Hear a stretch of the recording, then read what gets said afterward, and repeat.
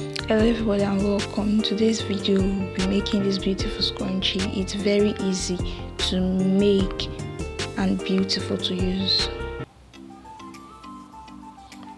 So what we'll be needing for this tutorial, we'll be needing our satin and our elastic. Then you cut out 4 by 24 inches.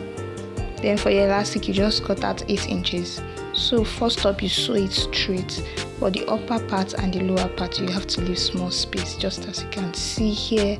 When you are done, you turn it over to the right side, over to the right side.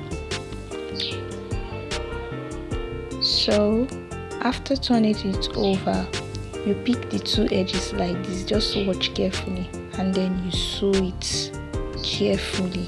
You sew, it's the wrong side you are sewing, right side facing each other. You sew it carefully like this. After sewing, fixing your elastic with the use of your office pin, tight sew it, you can see, and you can decide to iron it. Then after that you close up the edges like this, and that is it. This is what we have. We have a beautiful scrunchie. As you can see, they are looking beautiful.